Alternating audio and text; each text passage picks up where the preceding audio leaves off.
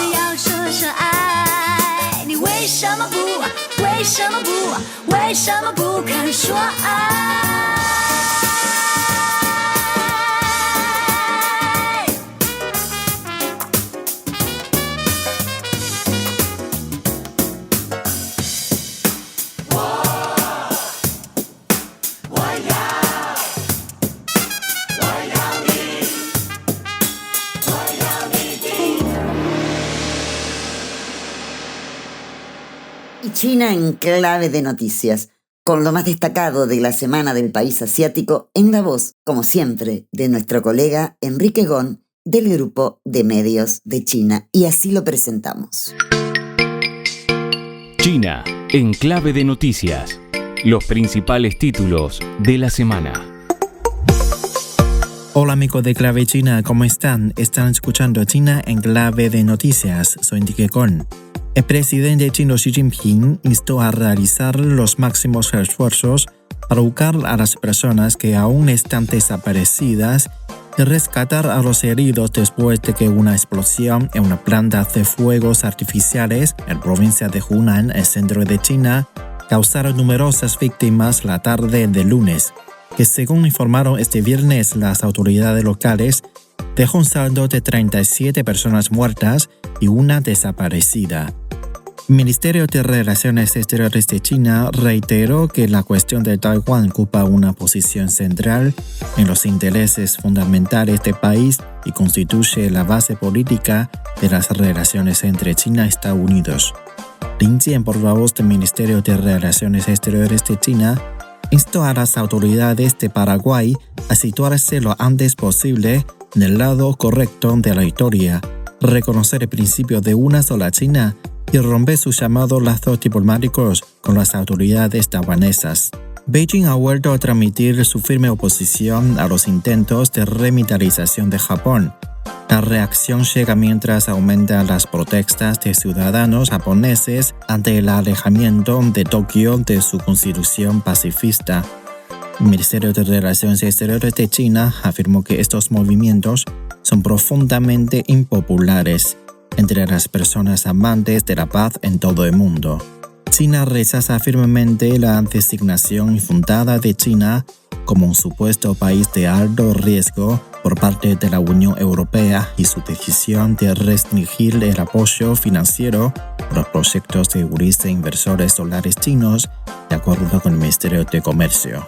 El comercio de servicios de China creció un 2,3% interanual en el primer trimestre de 2026, con un aumento destacado en las exportaciones de servicios de viajes, según datos publicados este viernes por el Ministerio de Comercio. En China no se han registrado casos de infección en humanos por la cepa de hantavirus, que se cree que está relacionada con un brote mortal a bordo de un crucero, según informó este viernes la autoridad sanitaria del país asiático.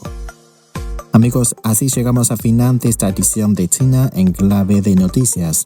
Soy Enrique Gon. Hasta la próxima. Clave China.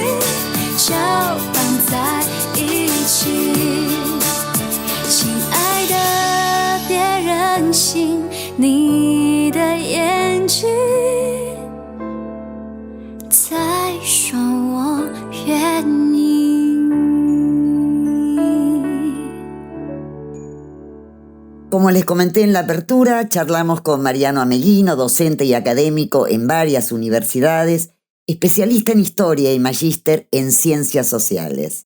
Su libro, Tras un manto de películas, Malvinas y el cine durante los 80.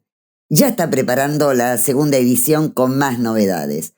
A Mariano lo conocí en su primer viaje a China y estuvo presente para contarnos cómo había sido la experiencia en las primeras emisiones de este espacio en Radio Cooperativa junto a Luisa Balmagia, cuando hacíamos el programa.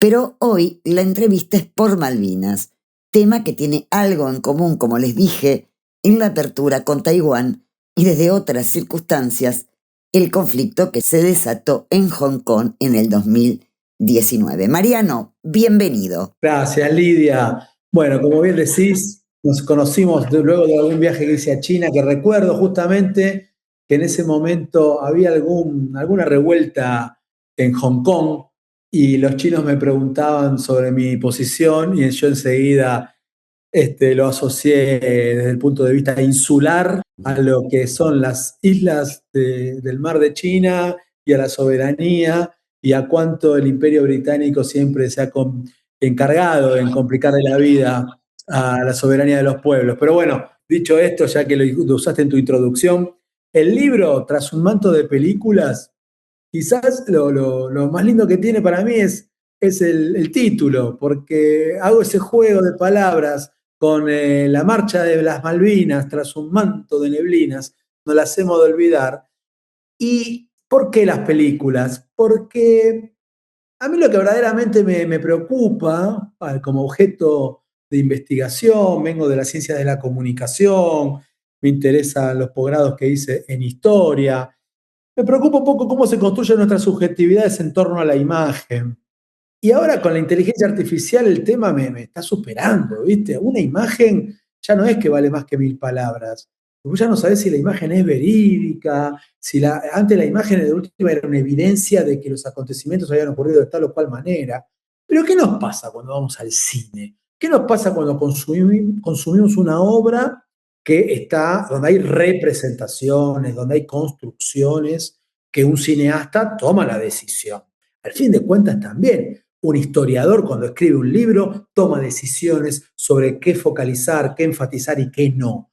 Pero el cineasta tiene una herramienta maravillosa que hoy por hoy parece hasta medio sonso esto que digo, porque claro, hoy por hoy lo tenemos, me parece, mucho más en nuestra epidermis, ¿no? La cuestión de la imagen con la inteligencia artificial. Pero vos vas al cine, te sentás en una pantalla toda grande, en una sala oscura, tus ojos observan una imagen, tus oídos reciben determinadas melodías, determinados ruidos, sonidos, ¿no? Tus oídos, y de repente te trasladás, te proyectás, y esa imagen pasa a ser completamente verídica o, en todo caso, es verosímil a partir de las destrezas que tiene el hacedor de esa película. Ahora bien, si estoy viendo una película de amor, de Almodóvar, una comedia, uno puede jugar un ratito a decir, bueno, esto es real y así, como cuando voy a la cancha a ver a River, que parece que la vida se me mueve en torno a ese partido de fútbol. Termina el partido, la Y vida aparte hay sigue. algo, Mariano, uno sabe en el cine, cuando hemos visto cine de ficción, sabemos que estamos viendo ficción. Y hoy, vos hacías referencia, ¿qué nos pasa con la inteligencia artificial? Es mucho más, una imagen vale más que 1000 palabras, no sabemos si es cierto o no es cierto, no sabemos si es una narrativa ficcional o no, en fin. Esto es distinto, es cierto, que el cine es distinto. Y entonces, siempre me interesa analizar qué nos pasa cuando construimos nuestras subjetividades en torno a los hechos históricos que el cine nos ha manifestado. Y ahí yo en el libro explico que tenía 7 años cuando fue la Guerra de Malvinas, pero que fue un periodo, yo soy de una generación donde la dictadura prácticamente fue sinónimo de infancia y la vuelta a la democracia nos demostró cambios en nuestra vida cotidiana que hoy por hoy los podemos analizar. Pero de repente yo me acuerdo con mis papás ir al cine entre el 83 y el 85 a ver Camila, La noche de los lápices, Los chicos de la guerra y un montón de otros films. Evita quien quiera oír que oiga de Miñona. Y ahí yo cuento algo en el libro, que es lo que verdaderamente me gustaría haber escrito y todavía no lo hice. Mi familia tenía a mi papá peronista y al resto de la familia del punto de vista más socialista, podríamos decir en aquel momento que eran gorilas, pero no eran los gorilas de ahora. No eran peronistas, la familia de mi mamá, pero mi papá era un férreo peronista, rosista, sanmartiniano, había militado en Montoneros. Entonces había una disputa ahí cotidiana. Hubo un día que fuimos al cine a ver la de Miñona, Evita quien quiera oír que oiga, y yo te puedo asegurar que por 13, 14 horas eran todos peronistas. Habían salido de la película, mi abuela le dijo a su hermano con cierta vergüenza, fuimos a ver la película de la Perona, como que tenía que manifestar ante su hermano socialista que había ido a ver una película que mucho no le había convencido, pero en la cena, a la salida de esa película, las reivindicaciones a Eva Perón de mi mamá y de mi abuela eran magníficas. Por un ratito, esa pelea peronismo-antiperonismo, yo de chiquito la percibí como que había se había solapado. Y creo que eso fue porque veníamos de ver la película, del cine, donde, si bien es una película, no digamos que la santifica, muestra distintas facetas de Eva Perón. En principio no son esas basofias que he visto en torno a Eva Perón, norteamericanas o la ópera rock británica, donde prácticamente es sinónimo de una mujerzuela, la compañera Eva Perón, ¿no? Esa película de Miñona, después me entero que dialoga con con el musical de Nacha Guevara, aparece otra Eva Perón en los 80 que nos muestra el arte, que combate a la Eva Perón que nos mostraban los norteamericanos y los británicos. ¿Qué pasa entonces cuando íbamos a ver la Guerra de Malvinas a través del cine? Y Los Chicos de la Guerra mostró chicos muertos de frío, torturados, y por supuesto que es donde yo también anida mi zona de confort, porque es una condena a la dictadura. Ahora, la sociedad del año 84 no reivindica la soberanía ni pone en juicio el rol de los ingleses, porque lo que estaba buscando la sociedad del año 84 de la democracia era paz.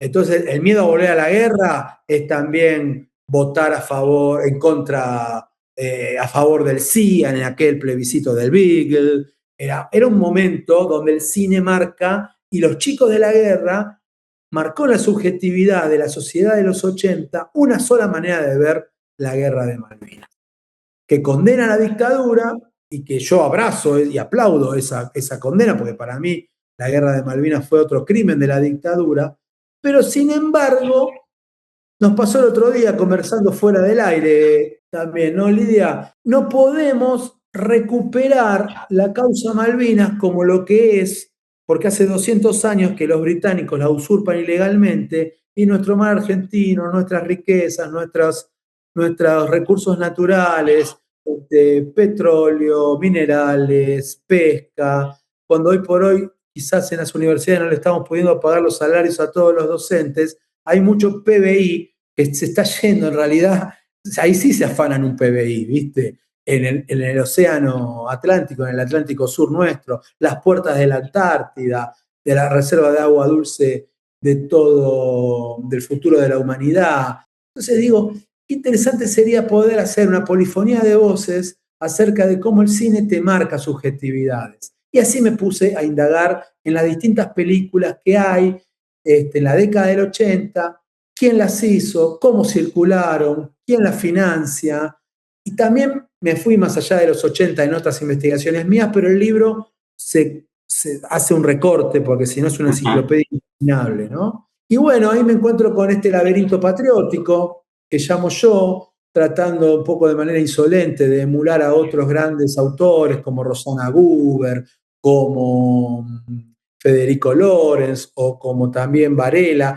Ellos nos hablan del discurso victimizador, el discurso patriótico, el discurso anticolonialista, el relato de que fue una guerra absurda, que fue una causa justa en manos bastardas, que fue una gesta patriótica o que fue una locura militar. Todo eso está todo el tiempo dialogando con nosotros, nos interpela. Y a partir de cómo cada uno lo vivió, lo recibió. Y ¿sabés qué? Lo último que escribí hace un año fue que el árbol no nos tape el bosque, que la guerra de Malvinas, que fue otro crimen de la dictadura, no nos tape los 200 años de resistencia a la usurpación británica.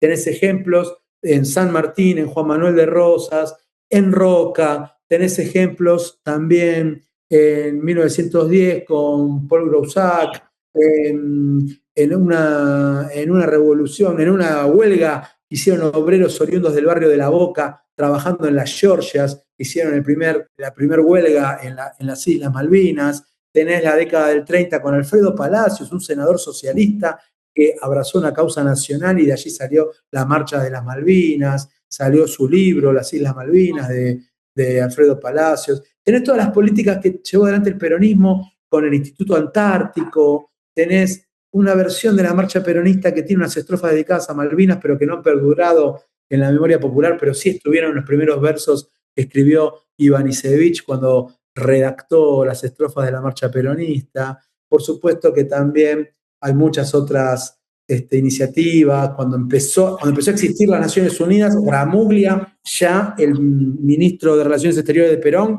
ya empezó a reclamar por la soberanía en las islas. Estuvimos muy cerca de empezar a recuperarlas allá por los 70. Después que en los 60 tuvimos la resolución 2065 de Naciones Unidas, que establece que Malvinas es un territorio a descolonizar.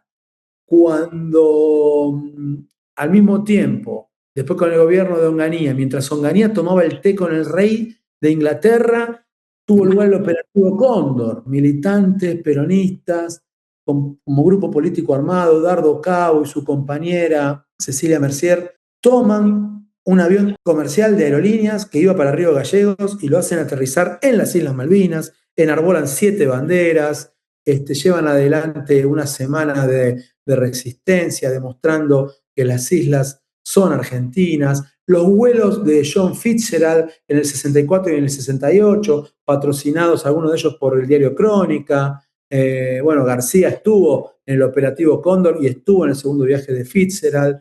Y después, en la década del 70, ya con el gobierno que para muchos el operativo Cóndor remite a otro tipo de estrategia, ¿no? Las fuerzas armadas, represivas, de Argentina, Chile, Uruguay, Brasil, actuando conjuntamente como aparato represivo del Estado durante el terrorismo de Estado.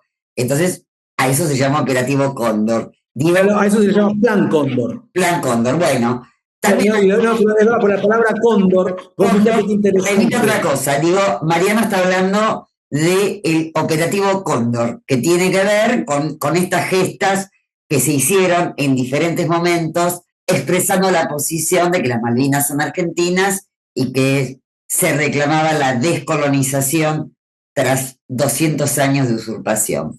Buenísimo. El plan Cóndor, como todo el plan sistemático represivo de todas las fuerzas militares de las dictaduras del Cono Sur que se pusieron de acuerdo para aniquilar a nuestros compañeros y para sembrar el terror, lleva el mismo nombre. El operativo que realizaron estos compañeros, que en la década del 60, en el año 66, un 27 de septiembre, lo denominaron Operativo Cóndor a la toma del avión de Aerolíneas Argentinas, un avión comercial, y lo aterrizaron en Malvinas, que ahí les recomiendo.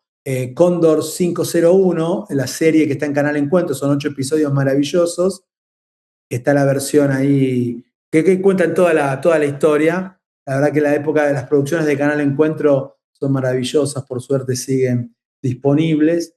Y también el documental de Raimundo Gleiser del año 66, que es el primer cineasta argentino que filma en las Islas Malvinas en periodos del gobierno de Ilia todavía, demostrando cómo dialogaba la argentinidad con las islas, porque ahí muestran la historia de un argentino que es hincha de Racing, que todos los domingos se va hasta la costa para escuchar la radio, para escuchar los partidos de fútbol, las maestras que enseñaban español. Lo que te quería contar es que en los 70, iniciativas de la NUCE, continuadas por Perón, vos con una carta blanca viajabas a las islas y los isleños viajaban al continente, te educabas, te curabas en el continente. Líneas Aéreas del Estado, YPF, Correo Argentino, se encontraban en las islas, había vuelos humanitarios y los isleños estaban, los kelpers, bastante aislados y eran considerados ciudadanos de segunda para el Reino Unido. No tenían los mismos derechos que tienen ahora. En el año 77, la dictadura militar toma una iniciativa que la verdad me sorprendió, porque para mí es difícil decir que los militares hicieron algo interesante, pero seguramente tiene que ver con algunas políticas de Estado que perviven más allá de quién conduzca la Casa Rosada. Se instaló una base científica en las Georgias del Sur, que se llamó Corbeta Uruguay, que está muy cerquita de la Antártida, pero que Reino Unido reclamó que eso era soberanía británica. Y nosotros fuimos, instalamos una base científica, aparte de las que tenemos en la Antártida, teníamos una también en ese archipiélago malvinero, que son Malvinas, Georgia, Sandwich del Sur. Bueno, el tema es que tarde o temprano la soberanía caía del lado argentino. ¿Cómo cayó la de Hong Kong del lado chino. La guerra del 82 en realidad nos marca que pensábamos que los norteamericanos nos iban a apoyar, echamos a los ingleses que prácticamente no tenían muchas defensas allí en abril del 82 y nadie pensó que Margaret Thatcher iba a hacer lo que hizo, que movilizó una flota naval como nunca había ocurrido hasta la Segunda Guerra Mundial y nos expulsa. En el medio, nuestros soldados se cagan de frío, de hambre, son torturados por los jerarcas del ejército. Entonces, claro, la verdad que lo más lógico para cualquier cuerpo enfermo Mariano, se donaron las donaciones. que robaron la donaciones. donación. Gente que donaba joyas, no solamente alimentos, Tal cual. dinero. Y demás. Ahora, después vos tenés otras películas que te pueden mostrar otros costados de la guerra que no dejan de ser interesantes. Es un laberinto patriótico. Es decir, Digo el yo. libro contiene una discusión que vos considerás, Mariano, que está vigente al día de hoy, la discusión Sí. en torno a Malvinas. Dejemos de Sí. lado la cuestión de la soberanía, porque yo soy de la generación que vivió el 30 de marzo una enorme concentración en Plaza de Mayo, cantando todos abajo la dictadura militar, ¿no? Se pedía la salida democrática. El 30 de marzo y el 2 de abril, muchos que estaban en esa plaza salieron a reivindicar la iniciativa de la guerra. Yo soy de quienes no reivindicaron la guerra, diciendo la convoca un dictador para perpetuarse en el poder, y después, cuando va evolucionando e involucionando la guerra, me voy enterando, bueno, que nuestros soldados, jóvenes, niños casi, se habían muerto de frío, habían sido torturados, es decir, los mandaron a la muerte, sin armamento adecuado, sin nada. Y los suboficiales de carrera se encontraron apostados en la cordillera por el hipotético conflicto con Chile y estaban preparados para una guerra de montaña y no fueron a las islas y mandaron a las islas a los chicos de la clase 62 y 63. Yo, que algunos no tenían ni siquiera la preparación, la instrucción militar. Vos en el mundo de los veteranos te encontrás con distintos discursos. Está quien siente que primero todos te dicen que los héroes son los que están allí descansando en el cementerio de Darwin. Pero muchos se sienten víctimas y otros se sienten verdaderos patriotas. Yo ahí los escucho y los respeto. No soy quien para cuestionarlos. Les cuesta mucho hablar de la dictadura, como porque en algún punto ellos tampoco son los culpables de que haya ocurrido una dictadura, pero están quienes la combaten y trabajan el tema de memoria, verdad y justicia en torno a lo que ocurrió en la guerra, y vos tenés una película que habla de ese tema, y prácticamente no circuló, que es Malvinas, historia de traiciones. Tenés a Pérez Esquivel denunciando desaparecidos en Malvinas. Ese discurso desapareció. ¿Por qué? Y porque lo tapó mucho más el otro, el victimizador en cuanto al niño de la clase media que fue a las Malvinas y que pasó frío, hambre y que fue torturado. Y eso hay que denunciar.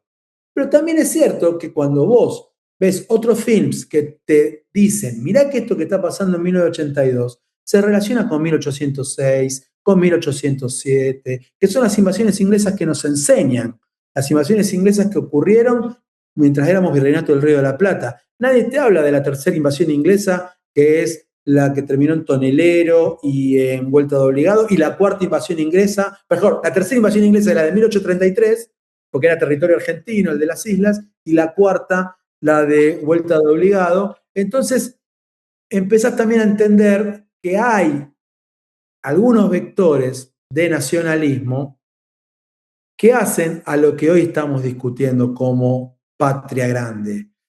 También es muy incómodo, Lidia, pero vos bien lo dijiste recién. Fíjate que quedó instalado, y acá creo que podemos discutirlo, porque aparte, con todo respeto, vos sos protagonista de ese periodo, yo era un insolente de 7 años, pero se ha instalado lo del pueblo sonso, que el 30 de marzo le dijo que no a la dictadura y que el 2 de abril salió a festejar la iniciativa de la recuperación de Malvinas. Ahora bien, hay una película de Julio Cardoso que dice, el 30 de marzo le dijimos que no a la dictadura y el 2 de abril le fuimos a decir no al imperio. Esa narrativa a mí me construye una identidad de que no es un pueblo sonso, porque cuando Galtieri hablaba el 9 de abril como presidente, lo chiflaba. Las madres llevaban los carteles que decían las Malvinas son argentinas, los desaparecidos también. Malvinas sí, proceso no, era otro de los carteles que está en la película La República Perdida 2. Digo, no se construyó ese relato que también existe, de que hubo resistencias. Entiendo que lo que yo digo no goza de popularidad, porque en líneas generales ha primado la del pueblo esquizofrénico, que el 30 de marzo y al 2 de abril en 3 días, me acuerdo un personaje de Tato Bores que nos representaba de una manera tan cómica que era para llorar, porque iba un manifestante y decía, viva la reina del Plata, y lo mataban a palazos porque la reina era la reina de Inglaterra, pero que 3 días antes había estado también diciendo algo parecido. Bueno, que dijera lo que dijeras, ese personaje siempre era castigado por la multitud, ¿no? Pero hay otros relatos para que dialoguemos. Mariano, te corto para preguntarte. ¿Vos vas a sacar una segunda edición de este mismo libro y lo vas a actualizar? ¿Vas a agregar mayores realidades? También desde la perspectiva de las producciones cinematográficas. Voy a compilar. El libro me sorprendió, circuló mucho, fueron pocos ejemplares, pero también circuló de manera virtual, viajamos a Tierra del Fuego, viajamos a Colombia, a Polonia. El libro viajó tanto y de ese libro hubo muchos artículos sueltos donde se habla de otras películas que exceden la década de los 80. Entonces, la reedición del libro es, en líneas generales, siguiendo con el debate de qué nos pasa cuando vamos al cine, pero al mismo tiempo con los nuevos artículos que surgieron de los debates y análisis de películas que van más allá de los 80. El libro fue declarado de interés por la legislatura porteña, quizás se siga llamando de la misma manera, pero va a tener otros capítulos que nos permitan analizar películas de la década del 90 y del siglo XXI. Y también cosas que descubrí después, ¿viste? El capítulo 3 del libro, que se llama La Argentina filtrada por las islas, te cuenta todas estas cosas que en líneas generales hablamos de Malvinas como sinónimo de guerra de 1982, pero todos estos mojones históricos que yo te voy contando los tenemos que recuperar para entender que no se trata de una guerra, o sea, perdimos una guerra y ese es el verdadero argumento más firme y sólido que tienen los británicos para sostener su soberanía. En realidad nosotros tenemos que bajarle el precio a la guerra, no en tanto desconocer a nuestros héroes y homenajear a nuestros soldados, sino en tanto que eso fue un crimen de la dictadura, pero que nosotros hace 200 años que venimos haciendo un montón de cosas para recuperar las islas. Entre otras, que haya un cementerio con nuestros caídos en las islas, no es muy común que el ejército que pierde la guerra tenga a sus caídos en ese territorio. Hay un pedacito ahí de argentinidad. Era un cementerio anglicano y protestante por la propia posición de las islas. Claro, los ingleses lo arman, los británicos, los kelper lo arman a su estilo, y hoy por hoy hay un monumento, hay un cenotafio, hay una Virgen María, no flamea la bandera nacional, pero en algún momento va a tener que flamear sobre el cementerio de Darwin. Y hay un montón de iniciativas cotidianas. Cuando va una maratonista a la maratón en las Islas Malvinas y la gana y es argentina y proclama su triunfo en homenajeando a los veteranos, se me eriza la piel en este momento. Todo el tiempo hay un montón de iniciativas que podemos hacer para seguir sosteniendo nuestra soberanía y nuestra proclama. ¿Viste? Algún día serán parte del territorio nacional de manera integral, de manera soberana, jurídica, política. Entonces, formar a los jóvenes en esto, porque también tiene que ver con nuestro Atlántico Sur. Hoy los británicos tienen cada vez más mar argentino usurpado. En 1982 tenía muy poquito. Hoy por hoy tenés que entrar con un pasaporte. Hoy por hoy los españoles se llevan 70 millones de toneladas de calamar. Un calamar que nosotros podríamos pescar por Tierra del Fuego, antes que el calamar se vuelva gordito, así pescan menos los que pescan ilegalmente en Malvinas. pero bueno, tenemos que ser un país que deje de mirar solo hacia la Pampa, que mire hacia el Atlántico, hablar de nuestra soberanía alimentaria. Qué país maravilloso que tenemos, ¿viste? Tenemos satélites en el espacio, tenemos bases científicas en la Antártida. En el 2050 se vuelve a discutir el Tratado Antártico y cómo estamos parados ante eso, ¿no? ¿Qué identidad latinoamericana le podemos dar a esta protesta, a estos reclamos? Bueno, gracias, Mariano. Vamos a relajarnos con un poco de música y regresamos con más Clave China. 唯一的朋友是沉默，有很多话儿对你说，我常常渴望见到你的面，在睡梦里等待你的出现，你的印象深深藏在脑海里面，永远不变。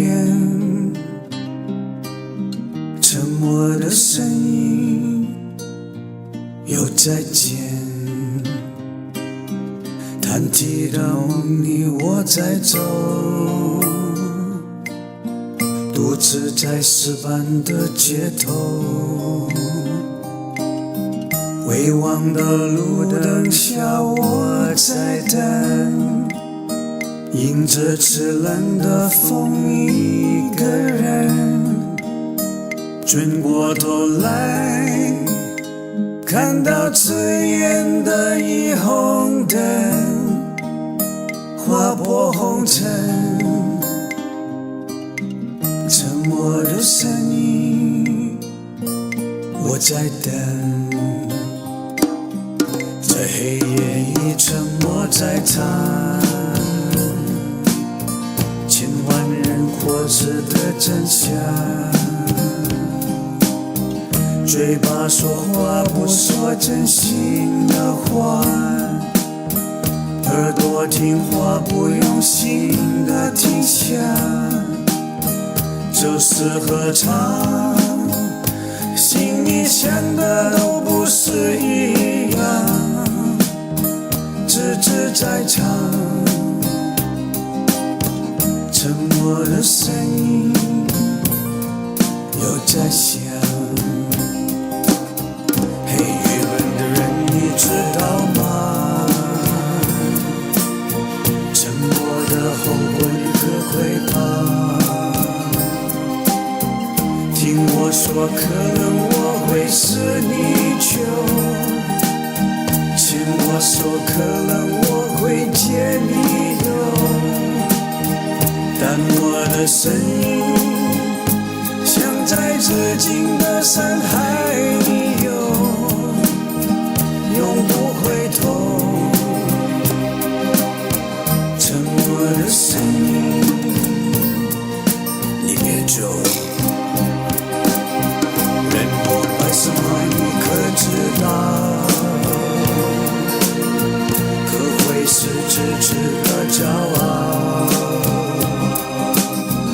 我看到繁荣背后的落魄，在笑容下面心灵的沙漠。这个生就是每天如是，人与人心中的隔膜，不能打破。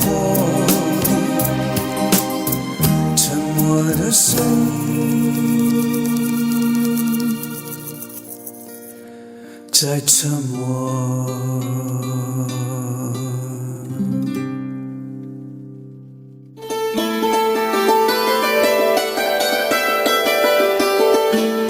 Clave China, una llave para abrir y descubrir el fascinante mundo que nos ofrece China en todas sus dimensiones. Y ahora le damos la bienvenida a Isabel Rauber.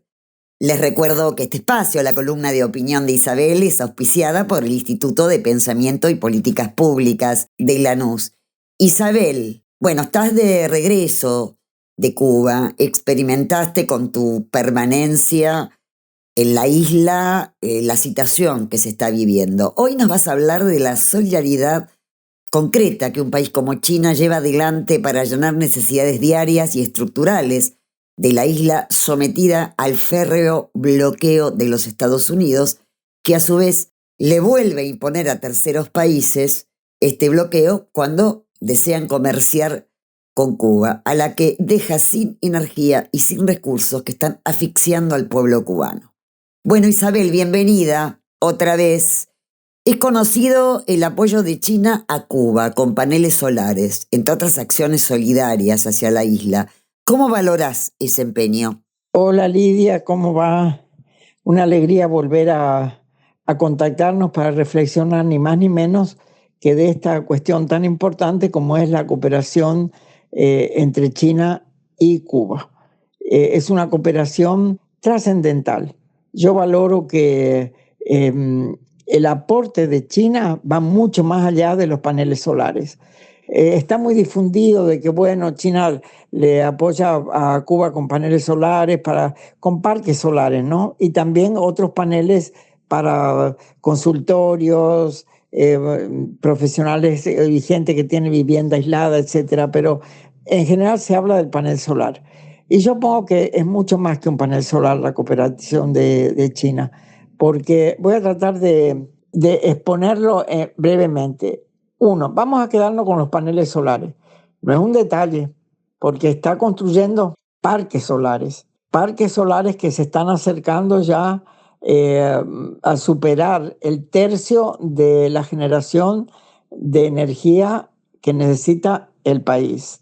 Por ahora diurna, pero ya se está pasando a la fase de instalación de baterías. Vamos a comprender que las baterías son cuestiones gigantescas, ¿no? Porque si una casa lleva mucha batería para poder garantizar, imagínate esto para mantener el suministro de energía durante las horas de oscuridad, ¿no? Pero bueno, se está trabajando en eso, o sea que simultáneamente se cargarían las baterías y habría transferencia de energía a la red del país. Eso es un punto. Obviamente esto se hace sobre la base de un intercambio, sobre la base de crédito y un porcentaje de donación también. El apoyo de China es fundamental, pero esto va acompañado de varias cosas, porque no es solamente mandar los paneles al puerto. Hay que desarrollar, por más que te manden un apoyo técnico calificado al principio, implica también la formación, capacitación y apoyo del personal calificado en Cuba, o sea, personal cubanos y cubanas, para la instalación, el sostén, el mantenimiento de los paneles. Es muy importante porque está sembrando también la base científico-técnica calificada para ese desarrollo. Es decir, no hay que estar esperando siempre que venga personal chino técnico para que lo haga. Evidentemente, hay toda una primera parte que el acompañamiento de ellos y la formación ha sido fundamental. Y puede ser que en algunos determinados momentos también lo sea, pero China no apuesta a eso. China no apuesta a generar dependencia. Todo lo contrario, deja capacidades instaladas, capacidades de paneles y capacidades humanas del personal técnico calificado para ello. Voy con eso. En tercer elemento, vinculado a eso, que no es un detalle y que es lo que todo el mundo mira, apoya a Cuba con autonomía energética, porque lo que está sembrando en los parques solares es autonomía, es capacidad de que Cuba pueda tener energía sin depender de los barcos. Es una cosa terrible para un país, una isla como Cuba, sin petróleo, sin la capacidad y el tipo de petróleo que necesita para mantenerse. Es una historia de una dependencia terrible de los barcos. Toda la historia ha sido así. Entonces, ahora que la tecnología lo permite, que está avanzada en los paneles solares, aunque Cuba no haya tenido, porque no tiene acceso al crédito internacional, siempre lo voy a decir, el apoyo de China para decir, los voy a apoyar, pero voy a apoyar en esta línea, porque cada panel que se instala es un paso más en la independencia energética, en la soberanía y en la autonomía de Cuba. Es una apuesta brillante, brillante, que aplaudo con las dos manos de China en Cuba. porque, por supuesto, esto no quiere decir que esté mal enviar los barcos, no, al contrario, porque esta transición energética hacia la autonomía requiere todavía de mantener el sistema antiguo que está, un sistema que no creo que nunca se vaya a eliminar, pero que se debe llevar al mínimo, ¿no? Para garantizar un servicio básico. Entonces, no habla mal de los barcos, al contrario, la llegada del barco ruso con petróleo ha sido fundamental porque salió del punto cero prácticamente en que estaba Cuba. Siempre necesita un impulso para moverse, sobre todo para el encendido de las termoeléctricas cuando se paran o cuando se rompen, ¿no? Aunque no funcionen como el sistema distribuido que funciona a base de un diésel especial, pero necesitan eso para la arrancada. Bueno, no voy a hacer de esto un discurso técnico de electricidad, porque además tampoco lo conozco. Bien, eso por un lado. Y por el otro lado, y aquí yo creo que está lo fundamental, es esto responde a un enfoque. Esto responde a un enfoque de China, al enfoque de los BRIC, y es lo que quisiera hablar en este otro momento. Según decís, esto estaría prometiendo una gran transformación del sustrato económico y social de la Revolución Cubana para afianzar su soberanía. ¿Vos cómo lo ves esto? Exacto, Lidia. Esto propone un ayornamiento, digamos, una actualización del pensamiento acerca del sustrato económico del proceso de la revolución, fíjate. Porque como es una revolución que nació y creció cuando ya existía el sistema socialista mundial, este tema de pensar la autonomía energética, igual que la autonomía alimentaria, estuvo mediado por la existencia del CAME. El CAME, que era como una especie de mercado común del socialismo, que tenía una propuesta de intercambio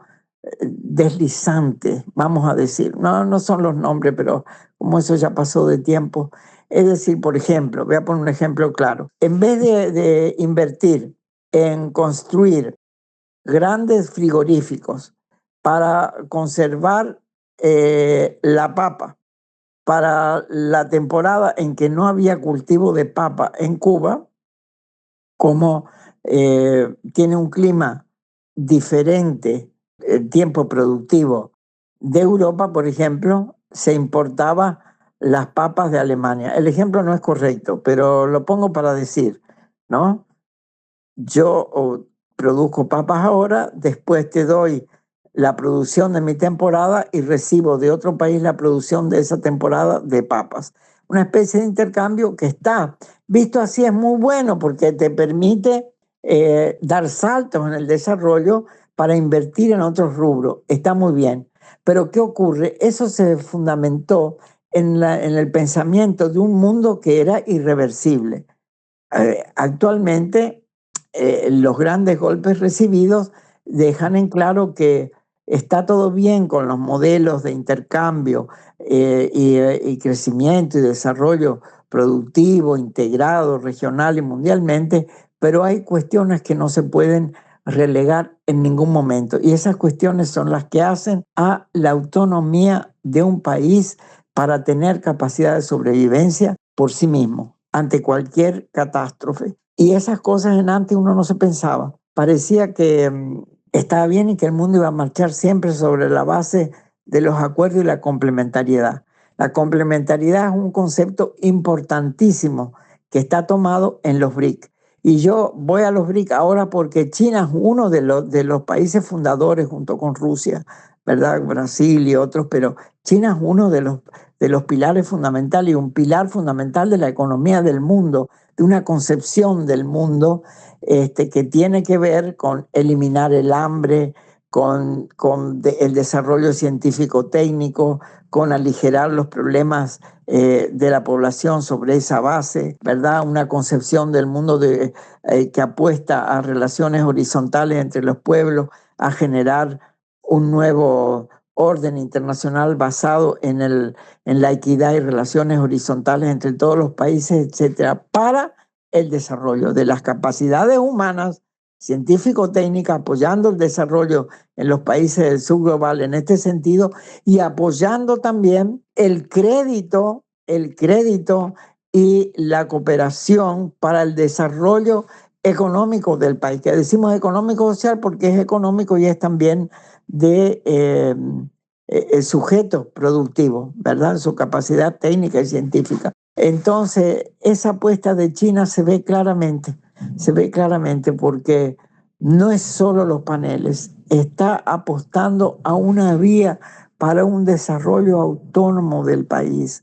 Está mostrando además con sus hechos, con su apoyo, que estas son las vías que se proponen y que se están efectuando en el mundo. En vez de el otro mundo, el mundo occidental, que lo que promete es créditos para someter, injerencia para saquear y subordinación para tener a los pueblos sujetados y dominados.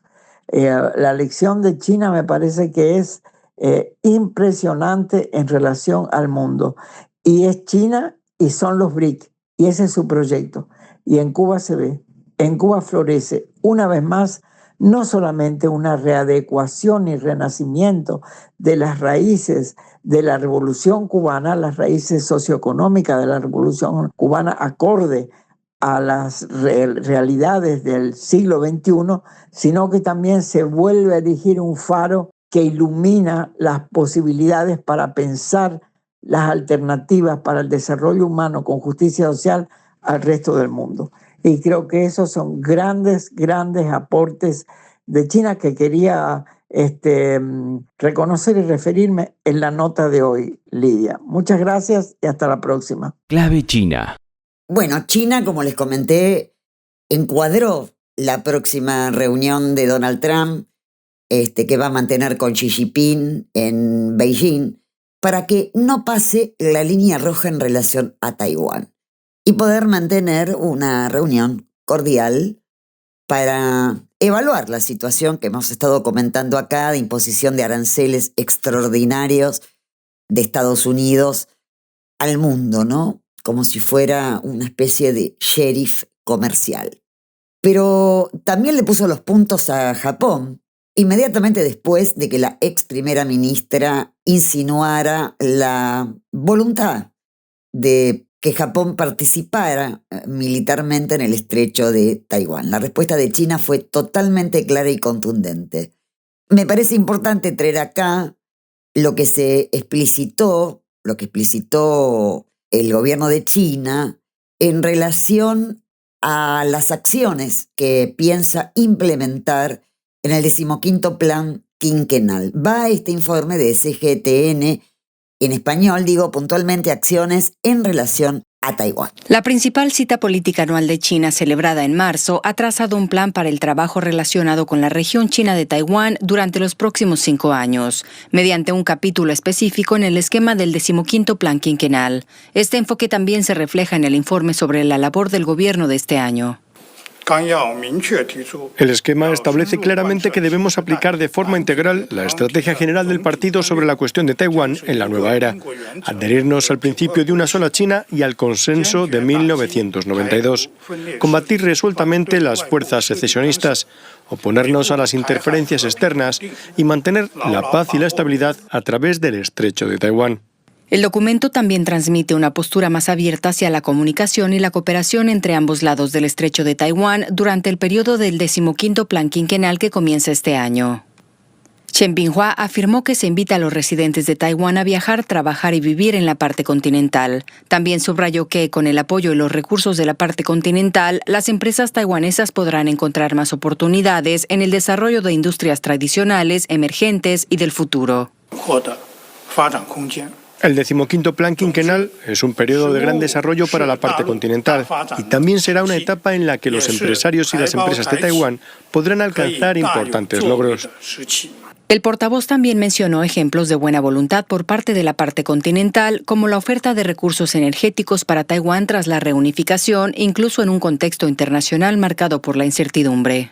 Estas declaraciones constituyen la primera explicación detallada del contenido relativo a la región de Taiwán en el 15º Plan Quinquenal y en el informe sobre la labor del gobierno tras la principal cita política anual celebrada en marzo en Beijing. El hecho de que estas declaraciones se realizaran en una rueda de prensa refleja una clara voluntad de acercar a los pueblos de ambos lados del estrecho.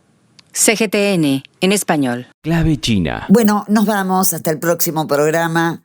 Vamos a tener nuestro próximo reencuentro. Estén atentos porque está aquí en Argentina el Premio Nobel de Literatura Moyán, que va a estar en los últimos días de la Feria del Libro y también en el Malva. Les recuerdo que en el caso del Malva ustedes pueden ingresar en forma gratuita siempre y cuando se inscriban en la propia página del Malva. Lo buscan en internet, se inscriben y van a estar en una lista y van a poder ingresar y escuchar a este gran maestro de las letras chinas. Un abrazo, nos vemos.